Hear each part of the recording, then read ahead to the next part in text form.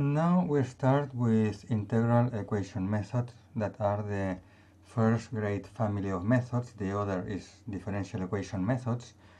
And as I said before, we will focus in this course especially in integral equation methods. These are the methods that I will explain in more detail and the methods that you will program in your practical projects. Later, at the end of the chapter, there will be one of two videos dedicated to differential equation methods, but only the main fundamentals and not the details of the formulation. So, to remind you the end of the previous video, remember that differential equation methods were transformed into integral equations, and integral equations can be defined on a surface if you use a surface equivalence. Of course, they can also be defined in a volume if you use volume equivalence. We know that. But the great advantage is that they can be defined on a surface. So the number of unknowns is much less than when you have to measure the full volume as in differential equation methods. So this is a great advantage. However, a disadvantage is that the integral equations lead to a full linear system, while the differential equation lead to a sparse linear system. So the solution of the full linear system is expensive, computationally expensive. It takes a lot of time unless you use fast solvers. And another disadvantage of integral equation methods is they are valid only for homogeneous media. Having this in mind, well, of course, they are valid only for homogeneous media when they are derived from surface integral equations, because this is what we normally want to do, because it is the most computationally efficient. So in this case, it's valid only to homogeneous media, only the case of surface formulation. And now we start with integral equation methods that are the first grade family of methods. The other is differential equation methods. And as I said before, we will focus in this course especially in integral equation methods. These are the methods that I will explain in more detail and the methods that you will program in your practical projects. Later, at the end of the chapter, there will be one of two videos dedicated to differential equation methods, but only the main fundamentals and not the details of the formulation. So, to remind you the end of the previous video, remember that differential equation methods were transformed into integral equations, and integral equations can be defined on a surface if you use a surface equivalence. Of course, they can also be defined in a volume if you use volume equivalence. We know that. But the great advantage is that they can be defined on a surface. So the number of unknowns is much less than when you have to measure the full volume as in differential equation methods. So this is a great advantage. However, a disadvantage is that the integral equations lead to a full linear system, while the differential equation lead to a sparse linear system. So the solution of the full linear system is expensive, computationally expensive. It takes a lot of time unless you use fast solvers. And another disadvantage of integral equation methods is they are valid only for homogeneous media. Having this in mind, well, of course, they are valid only for homogeneous media when they are derived from surface integral equations, because this is what we normally want to do, because it is the most computationally efficient. So in this case, it's valid only to homogeneous media, only the case of surface formulation. Now, an example, we have already seen that implicitly, but just here statement of how we obtain the integral equations from the differential equations. Imagine that we have a differential equation here. This L is a linear operator. It can be, for example, the wave equation, and if L is the wave equation, it would be Laplacian plus k squared, okay? In case that L is the wave equation. L can be Maxwell's equation, but to simplify, Maxwell's equations are 4, but to simplify, we just have, in order to have a single equation, we use here, for example, the wave equation, and L is just the wave equation. F, oh, this is a mistake.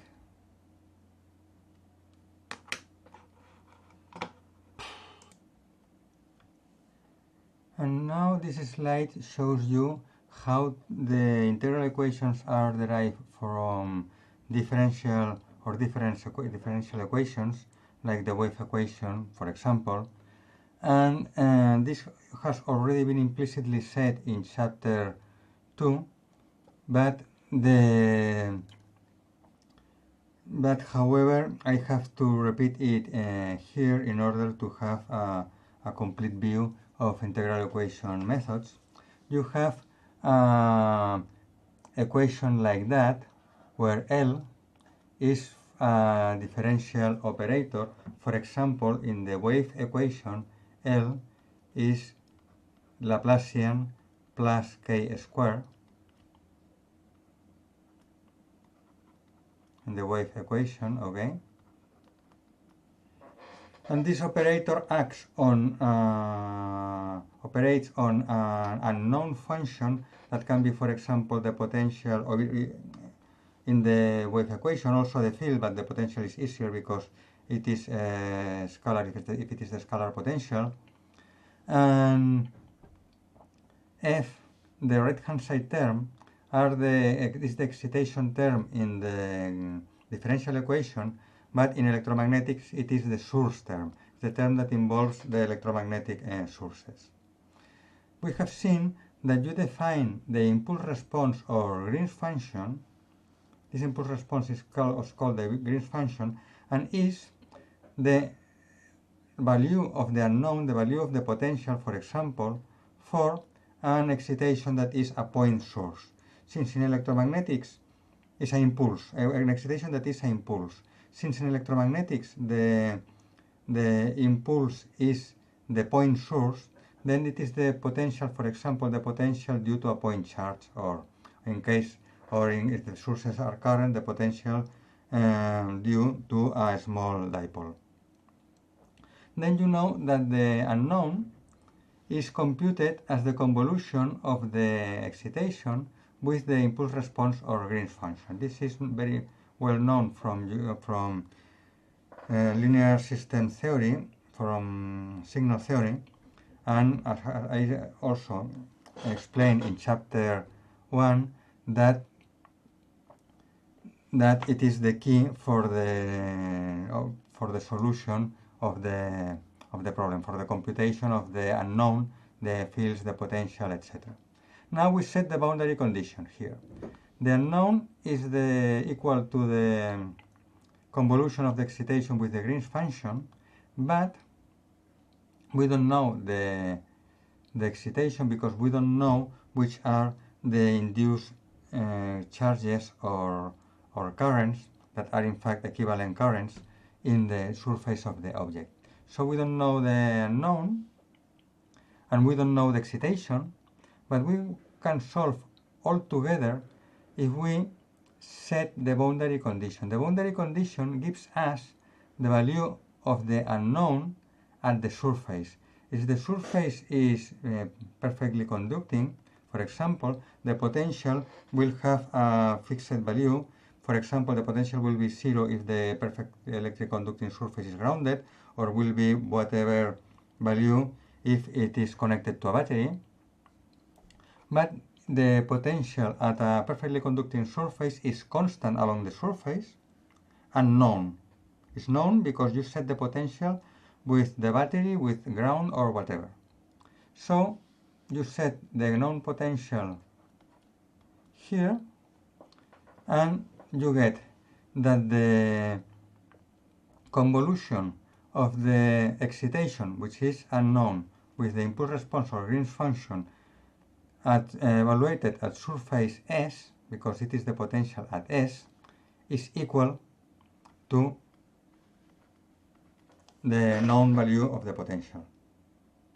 So we solve this integral equation for the excitation, and we get the equivalent currents or the induced charge or whatever we have depending on the problem. And once we have the excitation here, we replace it here, and then we can compute the solution, the known solution, everywhere. The solution was known on the surface of the conductor due to the boundary condition. But now, after solving the integral equation and computing the excitation, then we can compute the unknown, the potential or the field everywhere in space. The great advantage of using this formulation based on surface equivalence is that the solution domain is a surface. You have to discretize only the surface. You have to set triangles, discretization triangles, only in the surface, and the number of unknowns, which is proportional to the number of triangles, is much less than when you have to discretize the whole volume. To particularize this in a given example, the easiest case is the scalar potential, Poisson's equation for the scalar potential. The Laplacian of a scalar potential is equal to minus the volume charge density over epsilon. Now we define the Green's function. The Green's function is the impulse response. The impulse is a point charge, so the Green's function is the potential due to a point charge, that is 1 over 4 pi r. Okay? We replace the Green's function in the, you know that the solution, the potential is the convolution of the excitation or charge with the Green's function. The Green's function is this, so we replace this and get this in this equation, this formula for computing the potential everywhere, and we particularize this formula for the potential with the value at the boundary of the perfect electric conductor. So for example, we have a battery here, we have a battery, this is ground, and the battery sets a potential V0 at the surface of the conductor, and of course within the whole conductor the potential will be constant and equal to V0 because the electric field is 0 inside the conductor. So after setting the potential equal to V0 at S, we have this integral equation. This integral equation is the easiest, maybe it is the easiest possible integral equation that we can formulate and solve for a computational electromagnetics problem. And in fact, it is the equation that you will solve in practical project 1. So in practical project 1, you will discretize this equation in 2 dimensions and later in 3 dimensions, and obtain the induced charge on the surface of the conductor. In the surface of the conductor appears an induced charge. And this induced charge on the surface of the conductor will produce a potential everywhere that is computed with this convolution integral. Well, this was the easiest case. But now we have the general vector case for electrodynamics. In electrodynamics, you know that we have vector equations, vector wave equations for the electric or the magnetic fields, or also we have a vector formulation of the integral equations that will be derived from them. So now we cannot skip the vector formulation unless very particular cases like in 2 dimensions that will be the case that you solve in practical project 2. So in practical projects we always choose the simplest cases where the equations are simplified to scalar equations. Anyway, in general, not particular cases, but in general, in electrodynamics and in 3 dimensions, we have a full vector field formulation that is not that easy as the scalar formulation. And in order to get this, we have to introduce duality theorem because we need magnetic sources. We set uniqueness theorem. From uniqueness theorem, we derive volume equivalence or surface equivalence. And from the volume equivalence formulation, we get a volume integral equation for inhomogeneous objects. And from surface equivalence theorem, we get, and of course after setting the boundary conditions, we get a surface integral equation for homogeneous objects, and these surface integral equations will be the EFI and the MFI. So now we will dedicate some slides to analyze in more detail the volume integral equation and the electric field integral equation and the magnetic field integral equation. Well, the first kind of integral equation is volume integral equation, and we have already obtained it at the end of chapter 2, but I just remind that we had a difficult problem involving an inhomogeneous medium. So we have some sources, we have an inhomogeneous volume V with epsilon mu and conductivity that can be different from one point to the other, so it can be inhomogeneous, and then we have homogeneous free space outside, okay? And for example, this problem can be anything. Imagine, for example, that this is a radar target that is not perfectly conducting. It's a radar target made of dielectrics. Imagine, for example, that you want to compute the radar echo due to a human body, for example, or whatever, or an animal. So you have this incident, these impressed sources produce incident field, and this incident field is diffracted by the inhomogeneous body and produce a scattered field that added to the incident field gives a total field. Okay, this is what we said here. We divide the inhomogeneous problem into two problems that involve free space radiation, because the difficulty in the original problem was that the radiation of the impressed sources was not in free space. There was an object diffracting the fields. So in the equivalent problem, we have the summation of two simple problems. These simple problems are simple because they are in free space. We have the impressed currents in free space everywhere, that produce the incident fields. Remember that we named these incident fields, okay? And we also have the equivalent currents within the volume that radiate or produce, because it's not far field radiation, it's just the fields, electrical magnetic fields due to these currents, and these are called the scatter fields.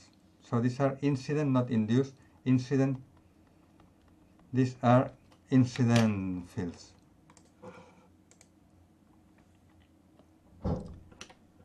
So the addition of these two solutions, the solution of the problem with impressed currents are the incident fields here, plus the solution of the equivalent for the equivalent currents, which is the which are the scatter fields. The summation of these two produces the total field. But remember that these equivalent currents that we derive in chapter 2 are unknown, and they are unknown because they depend on the unknown fields that we want to compute. They also depend, of course, on the permittivity and permeability of the material medium, inhomogeneous material medium. It can be inhomogeneous, as I said, because epsilon and mu can vary from 1R point to the other. But the important thing is that these equivalent currents depend both on the object, on the material, but also on the total fields that we want to compute. So this is why we set an integral equation. This is the equation that we had here. Here we compute the total field as the total field equal to the incident field plus the scattered field is the incident field plus the scattered field. The scattered field is the convolution of the Green's function or impulse response with the equivalent currents. And we have to use the Green's function that computes the electric field due to an electric current here, and the Green's function that computes the electric field due to a magnetic current here. In chapter 2, I gave you the expressions for these two dyadic or tensor Green's function. Remember chapter 2. So, to simplify, we set a non-magnetic problem where mu everywhere is equal to mu 0, vacuum. It's non-magnetic medium. And then if these two are equal, they cancel out and we get magnetic current equal to 0. But the electric equivalent current is not 0, so we replace the electric equivalent current here and we get this. And this is an integral equation where the unknown is the field. The unknown is the field everywhere. Of course, it can be applied to inhomogeneous media because you can set here any value of epsilon for every point r prime. So the values of epsilon from one point r prime can vary to other point r prime. Okay? So to summarize, volume integral equation can be applied to inhomogeneous objects. However, the discretization is a volume discretization. You can see here, for example, you mesh the volume. So if it is volume discretization, then you will need a very large number of unknowns because you need at least one unknown. In fact, you have three field components. You will need 3 unknowns per element, and if setting some boundary conditions, maybe you need less. But anyway, you need a number of unknowns proportionally to the number of volumetric cells that you have here. Remember, I told you before that these cells are volumetric, like that, okay? And you need many, many of them, thousands, probably millions of them. So you get a very large number of unknowns, but unfortunately, the matrix is full. The matrix is full because the linear system matrix after discretization of this integral equation comes from, the elements of the matrix come from the discretization of an integral that relates all points r prime with all points r. And you get a full matrix. And this is very bad.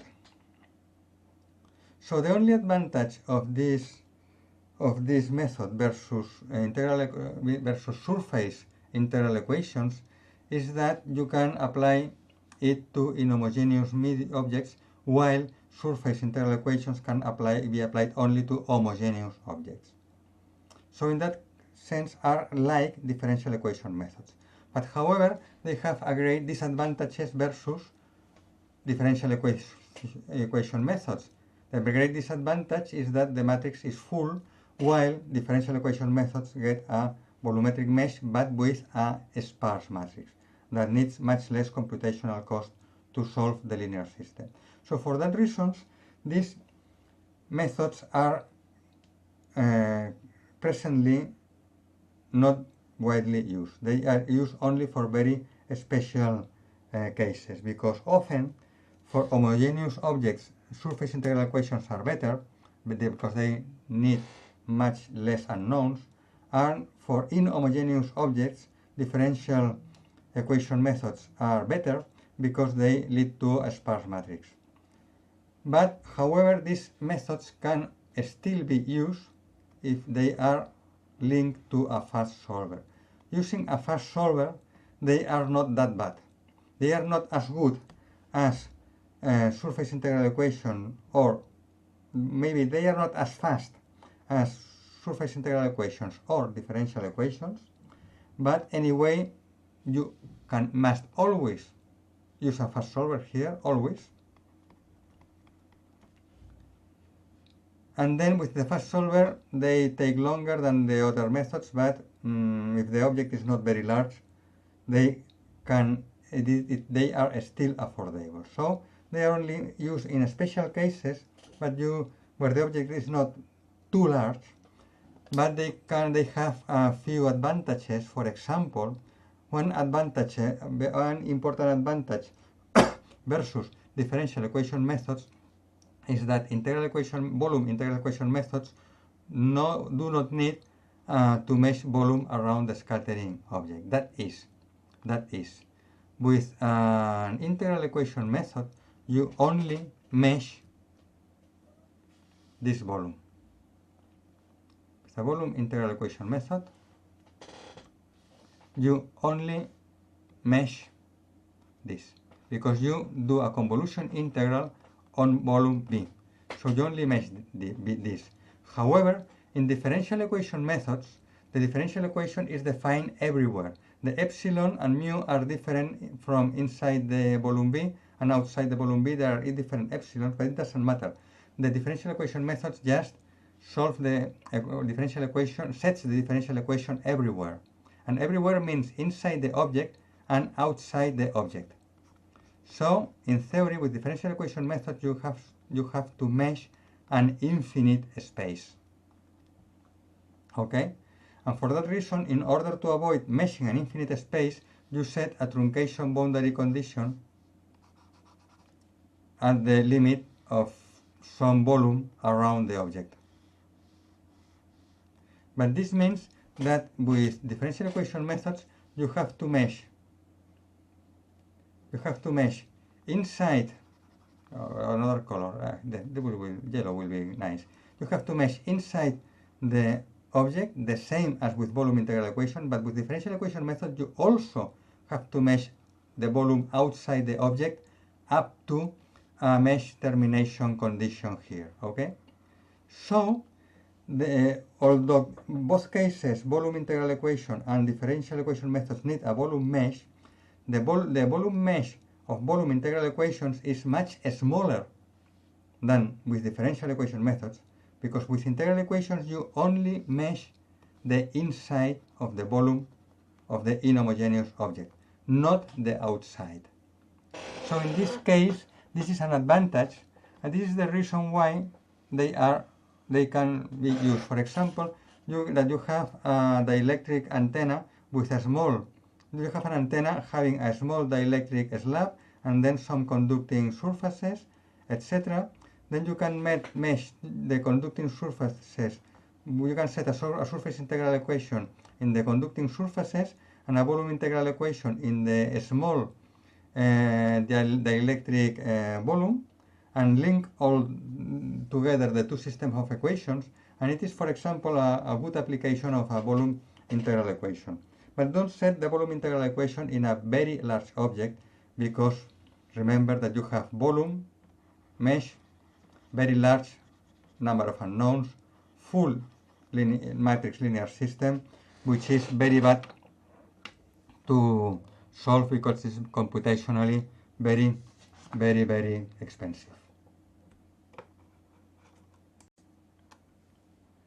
Well, the second important kind of integral equations are surface integral equations, and they are the most important for us because they are the most widely used in many fields of computational electromagnetics, like, for example, antenna analysis, and also radar cross-section and many other fields, especially when the object is perfectly conducting. For perfectly conducting objects, that is the case that we will consider here, for perfectly conducting objects, the surface integral equations are particularly advantageous, are very good, and they are clearly the most widely used method to analyze perfectly conducting objects.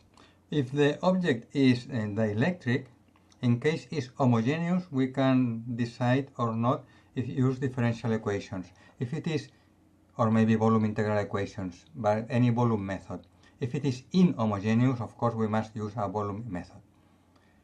At the end of the chapter of this video, I will do a review on how to choose the right method depending on the kind of problem. But for the moment, we keep to perfectly conducting objects, and I repeat that surface integral equations are the most important and the best method for analyzing perfectly conducting objects. In this case, in this case, for perfectly conducting objects, you have initially a difficult problem, that is the scattering of the field produced by some impressed sources that is reflected or diffracted at this perfectly conducting object. And we simplify this using equivalence theorem, and we replace the original problem by an equivalent problem in which we have the same induced impressed sources as before that produce the incident field, plus the equivalent sources that radiating in free space. Here in the equivalent problem, everything radiates in free space. The equivalent sources radiate in free space and produce the scatter field. But the important thing here is that due to the fact that the object is perfectly conducting, then the electric equivalent current, which in general is equal to N cross H at the surface, is equal, due to the boundary condition, to the induced current that appears at the surface of the perfectly conducting object. The magnetic equivalent current, which is minus N cross the electric field at the surface, is 0 because the boundary condition says that the tangent component of the electric field at the surface is 0. So these two are just the boundary conditions, okay? So we have this, the equivalent electric current is the induced current and the magnetic equivalent current is 0. All of this is just a review of what's already seen in chapter 2. Now, we compute by superposition the total field as the field due to the impressed currents plus the field due to the equivalent currents. The field due to the impressed currents is the incident field. The field due to the equivalent currents is the scatter field. So we compute in that way the total electric and magnetic field. So the electric field is the incident field due to the impressed currents, but very often can be, for example, an incident plane wave.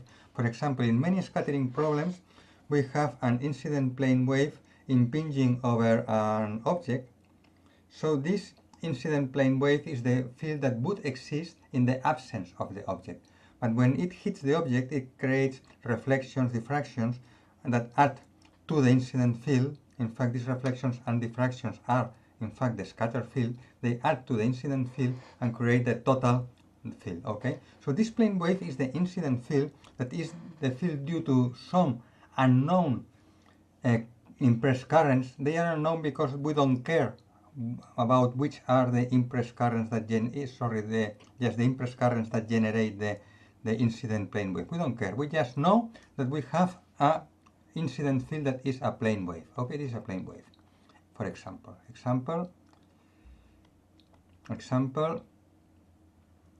plane wave. Okay.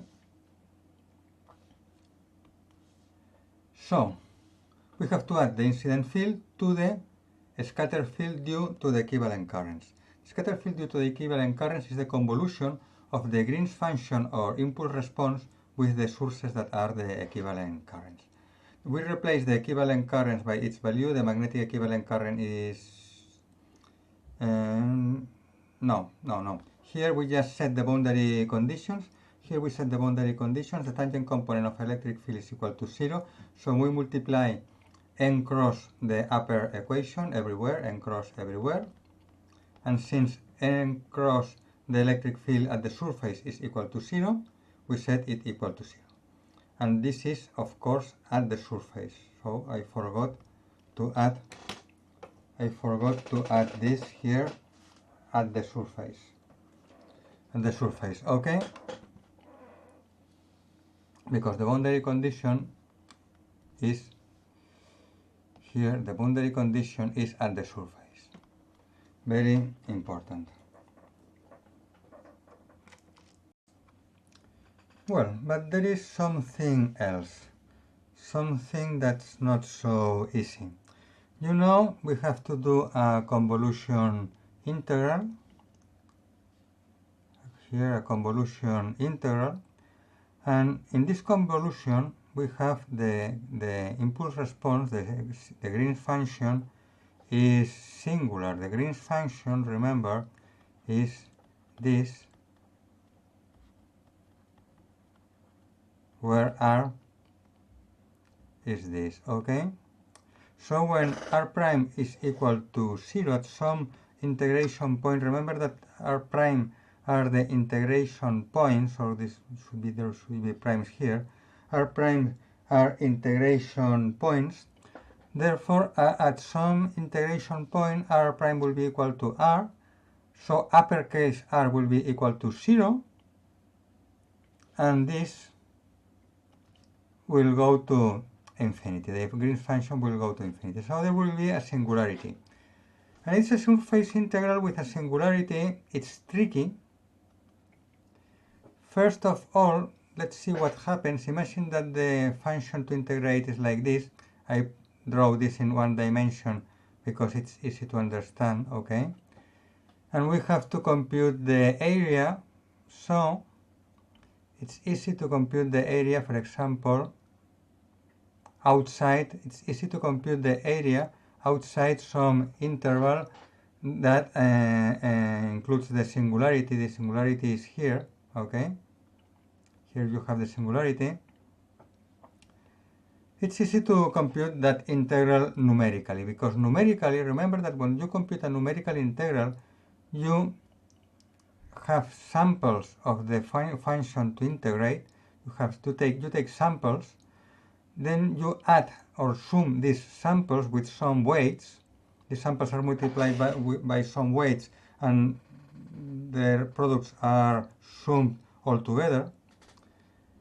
And this is easy to do outside the singularity. So we split the integral in one part that is the integral outside the singularity, that is outside a small circle that includes the singularity, and then a second term that is the singularity on the circle S sub A, the singularity here in that circle, for a very small a.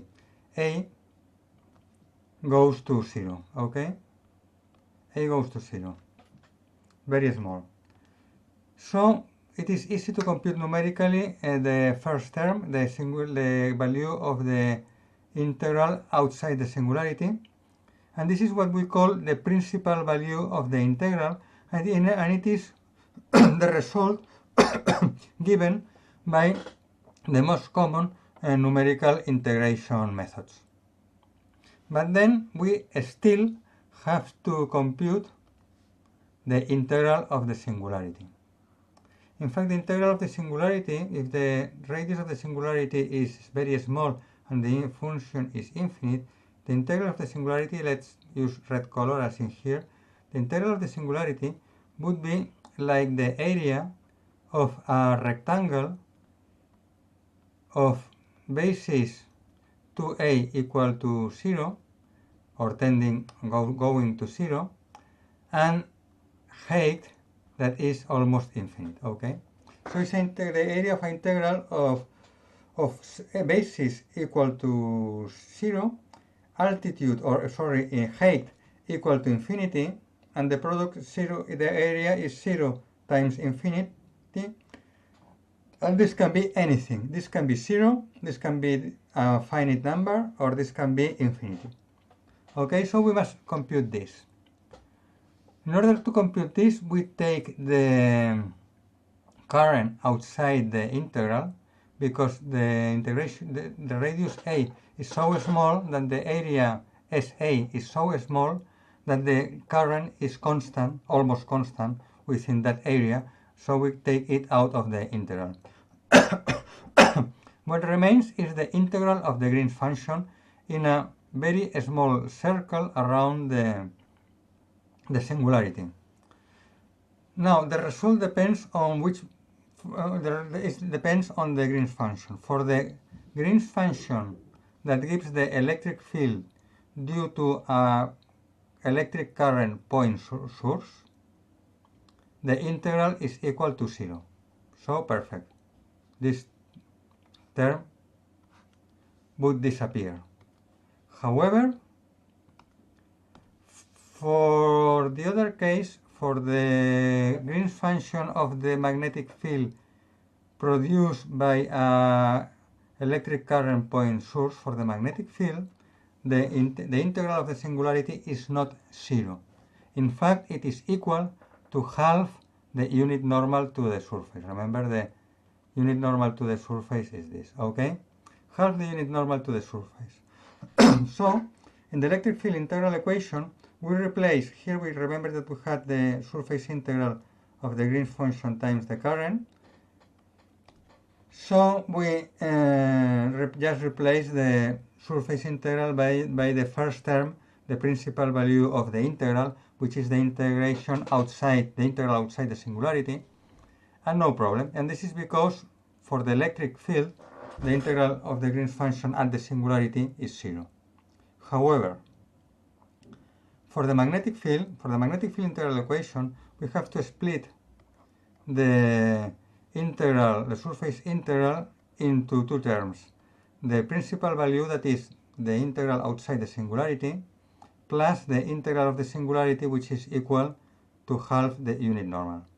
We replace this here, and we remember that we had the integral of the singularity multiplied by the current, so we multiply by the current, okay, half the unit normal, multiplied by the current. Also multiply by n cross, so n cross, and we get this. And this is equal to the equivalent current over 2, because the equivalent current is normal to the perpendicular to the unit normal. The equivalent current is parallel to the surface, is tangent to the surface, so it is perpendicular to the unit normal. So when you multiply it 2 times by the unit normal, you get it reversed, but since there is here a commutation in the order of the factors, you get a minus sign, so again what you get at the end is the equivalent current itself, but it is over 2, so over 2. Okay, so this equivalent current over 2 goes to the other side. At the left we had the equivalent current, so here we have the equivalent current minus the equivalent current over 2, which is the equivalent current over 2, okay? And as a result, as a final result, what we get is this. And this is similar to the original magnetic field integral equation. Remember, the magnetic field integral equation was equivalent current equal to n cross incident field plus n cross the convolution.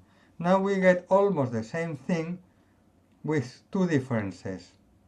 At the left hand side, there is no longer the equivalent current, but the equivalent current over 2, half the equivalent current.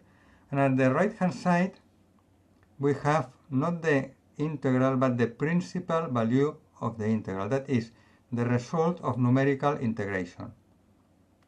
So this is the magnetic field integral equation that we will program in a computer.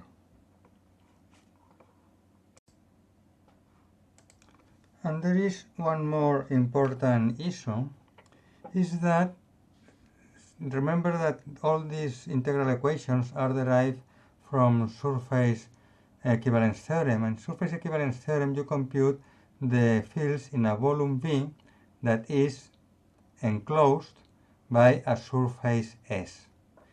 This means that the surface S cannot be a flat surface. Surface S cannot be, in principle, like a plate. Okay, imagine a metallic perfectly conducting plate of thickness equal to 0. Okay. So this plate encloses no volume, and you cannot apply in principle equivalence theorem to that volume. So the electric field and magnetic field integral equations, in principle, in theory, are not applicable to open surfaces. They are only applicable to closed surfaces, surfaces that enclose a volume. However, there is a trick that allows us to apply the electric field integral equation to open surfaces where the unknown becomes the sum of the current at the two sides. Because, of course, in an open surface, the current at both sides of the surface is different. You can have a different current at the upper and lower side. This is easily seen if we imagine the open surface as a thick surface having some volume inside. Imagine, for example, that we have a perfectly conducting plate, but it is not in fact an open surface, but it has some thickness. Imagine a very small thickness, but a thickness that has a volume inside, and therefore we can normally apply the electric field, the surface equivalence theorem and electric field integral equation to this. The surface, there will be a surface current everywhere equal to the equivalent current, of course, equal to the equivalent current, okay?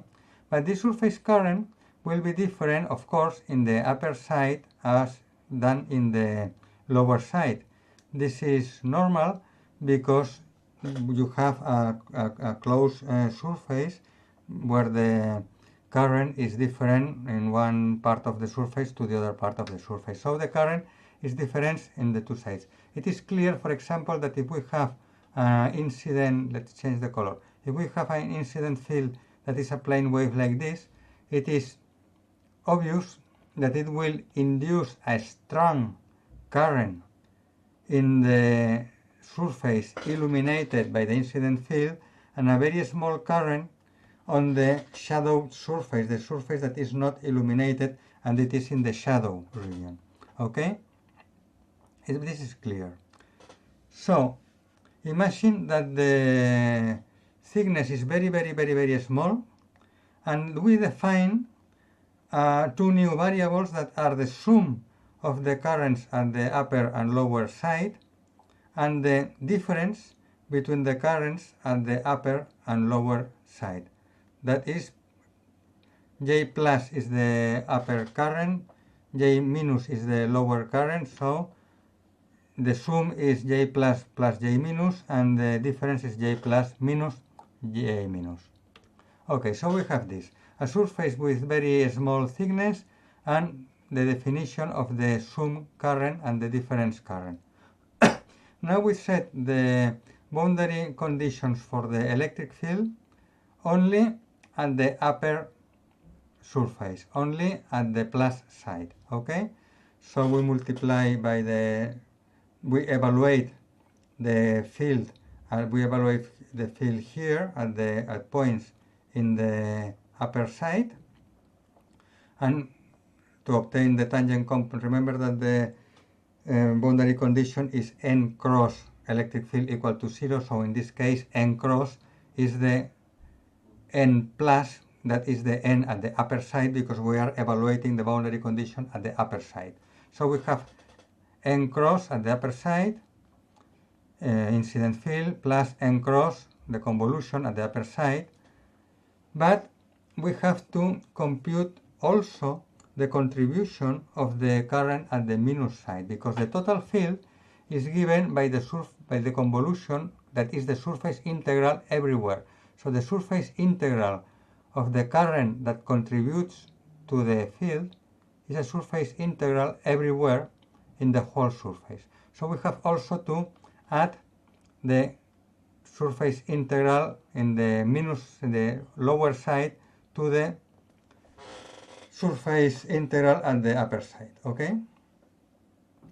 Now, since the thickness is so small, in fact, we are evaluating the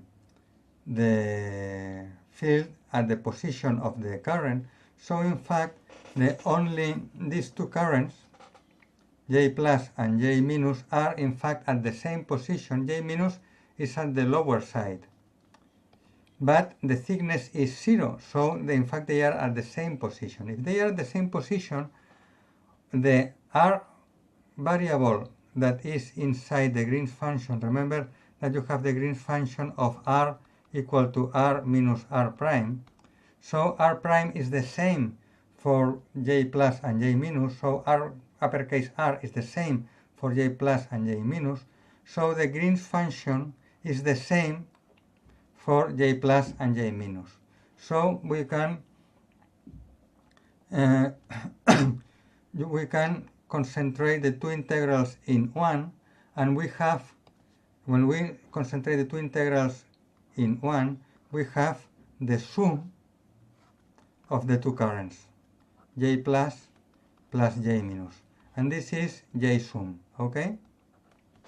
So we have electric field integral equation where the unknown is J sum, that is the summation of the current at the upper side and the current at the lower side, and we evaluate it only at one side. We can freely decide if used to the upper side or the lower side.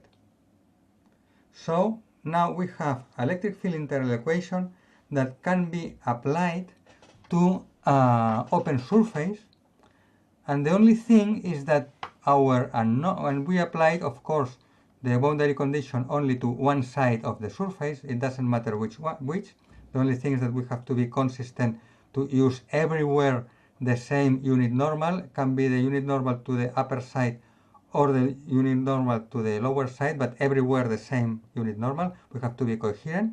First we decide which of the two sides, and then we use the unit normal, the same unit normal always.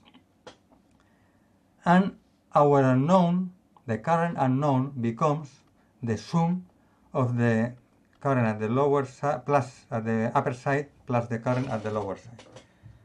So when we use it and we get a solution, for example, let's think here. Remember this example, for example.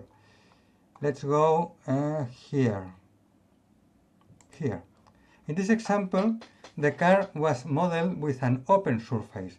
The surface of the car here, all the surfaces of the car were modeled as open surfaces, okay? So the current that we obtain here, that is the unknown in the linear system that we get. Here, the current is the summation of the current at the outside of the surface plus the current at the inside of the surface, because it is an open surface. The current at the outside of the car plus the current at the surface in the inside of the car, because it's an open surface, okay? So we just did everything normally, and the only thing that we have to take into account is that the result we get, here, the result that we get is the sum of the current in the inside plus the current in the outside. If we try to do the same trick with the magnetic field integral equation, it does not work. We can do the same thing in the magnetic field integral equation, and at the end we get both the summation of the current at the two sides of the surface, but also the difference between the current at the both sides of the surface. So here we have one equation and two unknowns, and this has no solution. So we cannot set the magnetic field integral equation for open surfaces, because we don't have a trick that allows us to have one equation with a single unknown that could be the summation of the current at two sides of the surface. We get in fact two unknowns, the summation and the substrate and the difference between the two currents, or what is the same, the current, the J plus and J minus. So in fact the magnetic field integral equation for an open surface evaluated only at one side of the surface includes both the current at the plus side and the minus side, so we have more unknowns than equations and we cannot solve it. You will say, well, if you have more unknowns, the current at the two sides, than equations, that is the boundary condition at one side, the only thing, set the boundary condition at the two sides, and then you will have the same number of equations than an unknowns. Well, you can do this, but the result is that you get a linear system of with a linear system matrix that the determinant is equal to 0, so the matrix is singular, and you cannot invert the matrix and you cannot solve the linear system. This is due to the fact that if you do what I said, just set the magnetic field integral equations at the two sides of the surface of thickness equal to 0, what you get in fact is a linear system where half the rows are equal to half the other rows. So the rank of the linear system, the rank of the matrix is equal to half the order of the matrix, and it is a singular matrix, and of course you cannot invert this. So there is no way to solve the magnetic field integral equation for an open surface, and the conclusion is that if you have an open surface you can only apply the electric field integral equation but not the magnetic field integral equation. And one thing more, one interesting issue. What is the internal resonances issue? And this could be important, in fact it's important in some cases, because we have an integral equation, we have a linear operator acting on an unknown function phi equal to an excitation f, okay? For example, if we go back to the electrical magnetic integral equations, here for example the excitation is n cross incident field, and the unknown is the sum current here, and the integral operator is this, okay? This is the integral operator. So it is important to understand that the right hand side term is the excitation, okay? And this is, remember in your courses on differential equations that you can have also solutions of the homogeneous integral equation, differential equation or integral equation, doesn't matter. The solution of the homogeneous equations are solutions with the excitation term equal to 0. That is, solutions of that form, solutions such that the linear operator applied to the unknown is equal to 0. In electromagnetics, these are resonant modes, because resonant modes are modes that can exist without excitation. Remember uniqueness theorem, and remember that the exception to uniqueness was a cavity having resonant modes. So if we have a cavity with at the resonant frequency, we'll have some resonant modes inside, okay? Some resonant modes. Okay? And these resonant modes have tangent component of the electric field equal to 0 and agree with the boundary. These resonant modes agree with the boundary conditions and have excitation impressed sources equal to 0 inside, so they are just like that, solutions to the homogeneous integral equation. This means that if we have this, in case that we have these resonant modes, because of course we may not have them, but in case that we have them, this they agree with this equation. So in fact, we don't have one equation for our solution, we have two. We have our original equation and the equation of the resonant modes. If we add both of the two equations, we get this. So in fact, when we solve this problem, what we get as solution is this, because this is the solution to this problem that has the same integral operator as our original problem. And in fact, you know that we can have infinite resonant modes.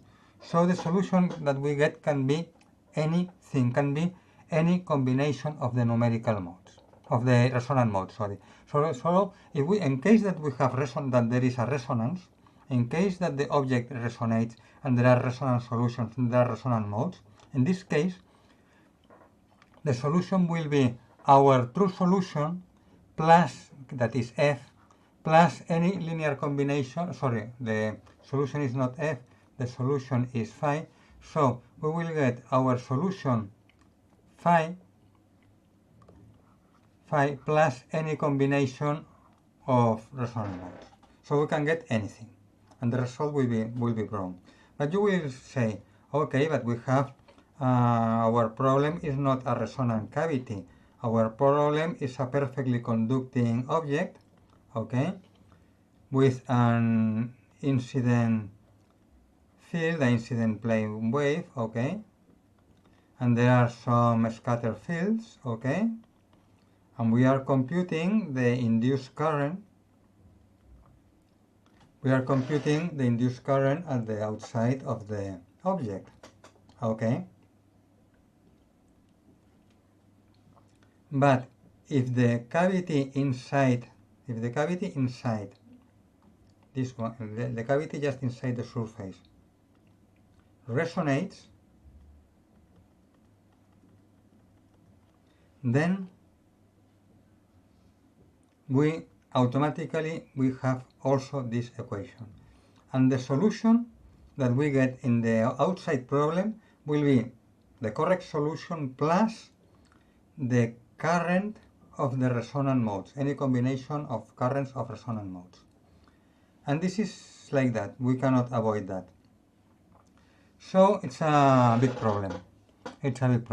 The solution is that there are different ways to tackle this problem, but one solution is that be aware that the electric field integral equation and the magnetic field integral equation cannot resonate at the same frequency, because the resonant modes of the electric field integral equation are the resonant modes of the cavity with walls of perfect electric conductor, and the resonant modes of the magnetic field integral equation are the resonant modes of the cavity having walls of perfect magnetic conductors. So, and they have different resonant frequencies. So the problem is analyzing object, like for example this rectangle here, this example.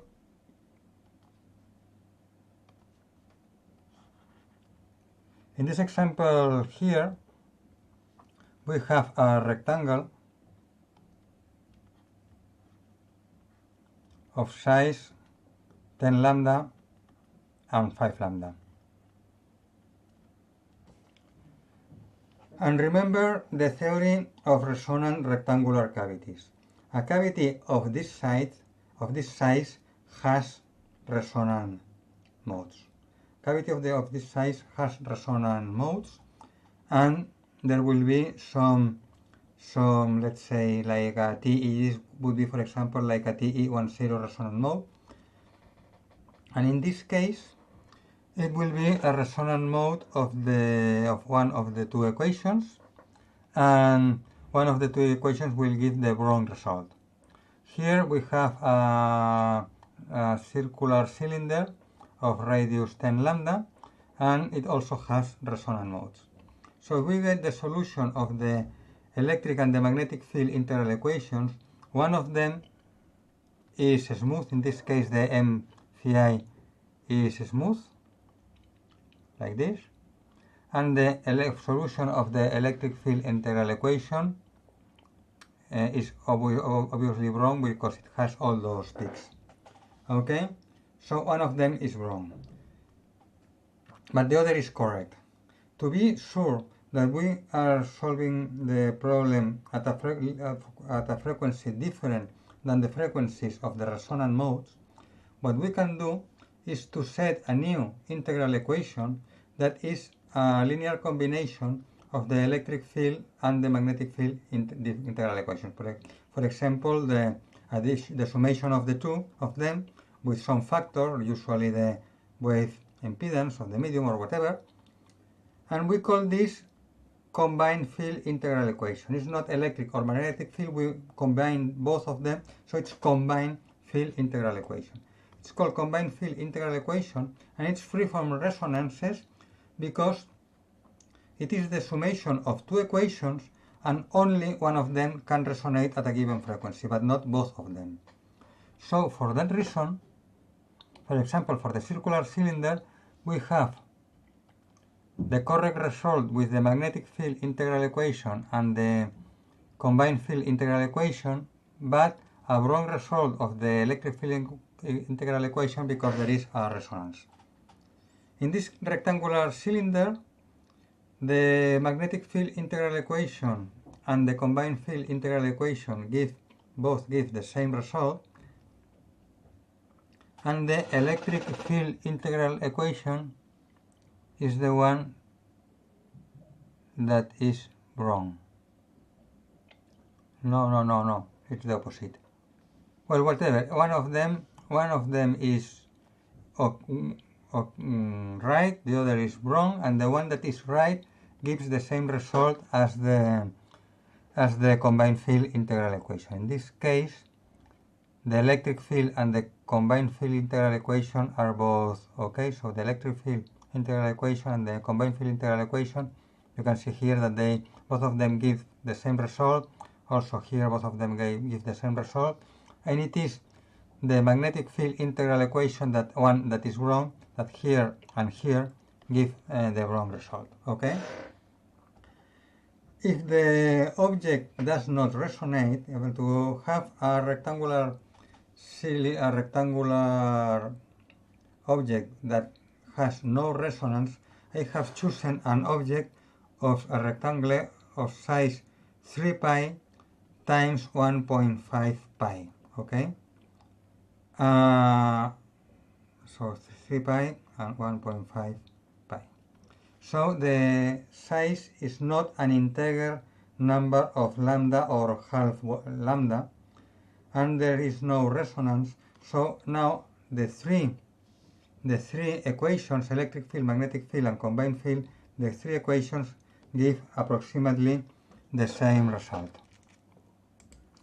So the properties of the three integral equations, the electric field, the magnetic field, and the combined field integral equations, are the following. The electric field integral equation works for open and closed surfaces. This is good.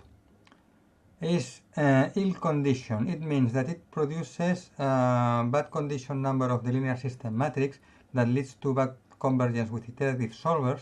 You don't know about this yet, but we will study this issue later.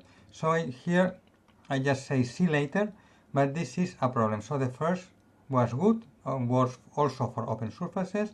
The second is bad. It leads to bad convergence with iterative solvers. And also bad is that it may have spurious resonance solutions. The magnetic field integral equation works only for closed surfaces, cannot be applied to open surfaces.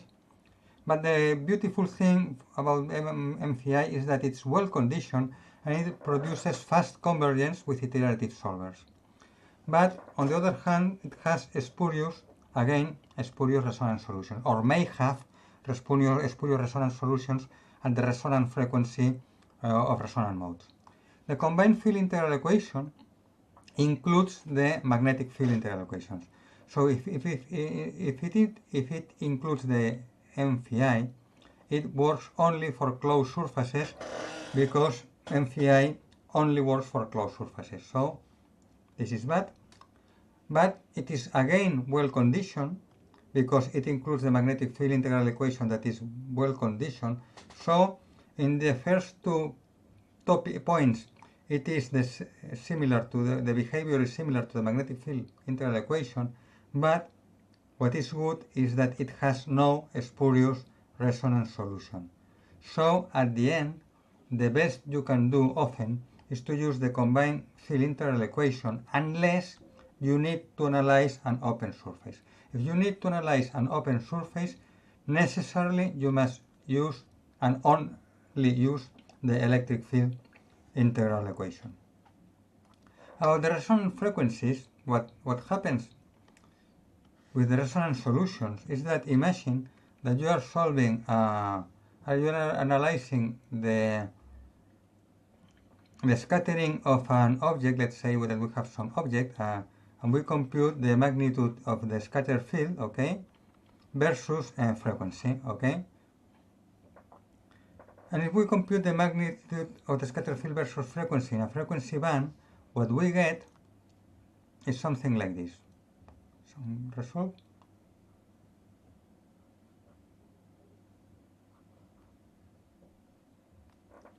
What happened?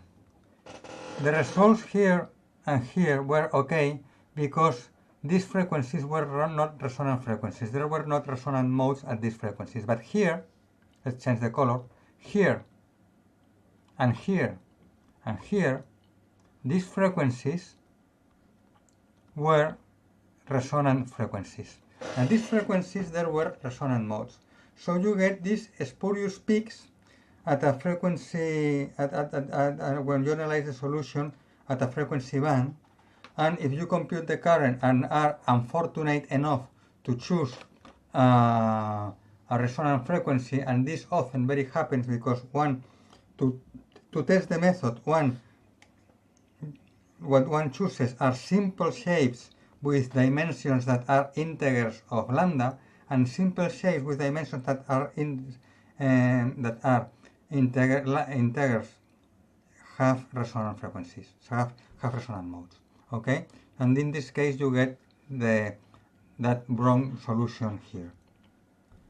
So you must know about this because it is very easy that when you solve a problem using your own numerical code, because in one of the practical projects, for example, or you use commercial software for electromagnetic simulation, it may happen that you get these resonance solutions and you get very strange results, and you must know that what's happening. You must know that this is due to the resonance solutions.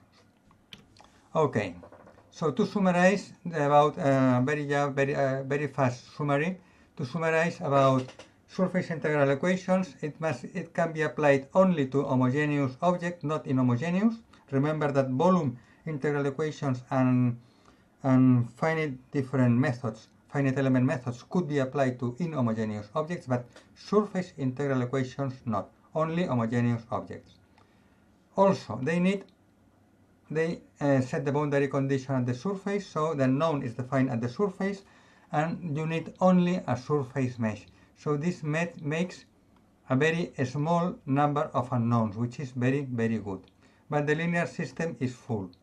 Normally, these are the least expensive method. This is the least expensive method, the method that takes less computation time. However, if the object is so large that the number of unknowns grows too much, you will still need a fast solver and maybe a supercomputer. But anyway, for any size of object, this method is often the method that needs the least computational cost, the least computational power, the least memory, and the least computation time. So computationally, in terms of computation efficiency, it is the best. However, as I said before, if the object is too large, it has too many lambdas, then you will still need a fast solver and maybe a supercomputer. It is very often applied to compute antenna radiation and also radar cross-section. We will define radar cross-section later, but radar cross-section is essentially the computation of the, if this is a radar target, the computation of the field scattered back to the radar due to diffraction at the radar target. Okay, if the radar target is perfectly conducting, which is often the case, then these methods are also the method of choice. Just a last slide we have seen several methods, some of them with more detail than others. The finite element and finite difference methods will be explained later, but now we start to have some criteria about how to choose the best method to analyze a given object. And this is important. These slides that I am explaining here about the advantages and disadvantages of the different methods, about how to choose the right methods, are the kind of questions that I often ask at the final exam. Remember that the final exam is not about tricky questions on small issues, but only on fundamental concepts. Okay? So, how to choose the right method for a given object? First case, if you have an inhomogeneous object where the constitutive parameters, permittivity, permeability, magnetic permeability, conductivity, the constitutive parameters, material parameters, change from one point to the other, they depend on R, completely inhomogeneous object. Well, we can use only methods with volume discretization. Then, among the methods with volume discretization, the best here are the methods based on differential equations. That is, FDTD, finite difference time domain, or finite element methods, because they produce sparse matrices that can be, and they produce a linear system with sparse matrices that can be solved very efficiently. You can also use integral equations with volume discretization. The problem is that they produce full matrices, so no sparse matrices, and you necessarily need a fast solver. There is, in the case that the shape of the object is very simple, and it has in the shape of a parallelepiped, it is easy to program a fast solver using FFTs, and if the object is not too large, you can still use this method.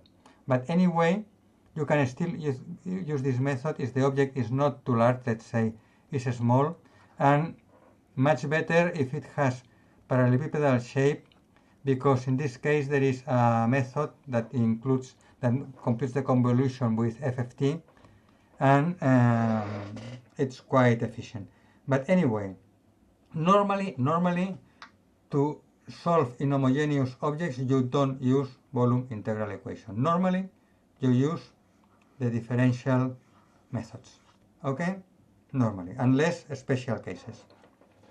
Now, objects that are homogeneous or piecewise homogeneous, that is, objects that are like a perfect electric conductor, okay, or that are made of different parts having different, let's imagine a dielectric object made of 3 parts with 3 epsilons, and the 3 parts are homogeneous inside each of them. Okay, in this case you can set the equivalence theorem at the surfaces, at the different, let's use different colors here, at the surfaces of the different regions. Okay, let's change the color.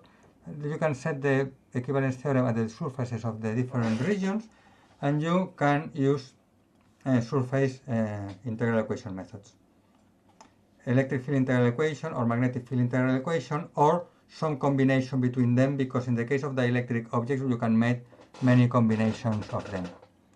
You can use them. You get full matrices. If the object is small or medium size, the computation time is good, they are very efficient. If the object is large, you need a fast solver, but no problem because there are many fast solvers to use. But however, the programming and making the formulation of the program and writing the program is very easy. Well, very easy. You will see in the practical projects, you will see that it's easy for perfectly conducting objects, because for perfectly conducting objects you only have one surface, that is the surface of the object, and you only have to set the boundary condition and the equivalence theorem once. However, in the case of dielectrics, imagine you have to set the equivalence theorem at the inside and at the outside. You have to set it, the equivalence theorem, at the inside and at the outside of every surface. So here you have three surfaces, the inside and outside of these three surfaces. So you have 6 equations, and you also have 6 unknowns that are the electric and magnetic equivalent currents and the 6 surfaces. And you also have to account for the continuity of everything and the surfaces share between the different parts, and it becomes difficult. At the end it becomes a nightmare. If there are many regions, it becomes writing the formulas, the formulation and writing the program becomes a real nightmare. So at the end, commercial software often only use surface integral equations for perfectly conducting objects. And commercial software very often, when you have dielectric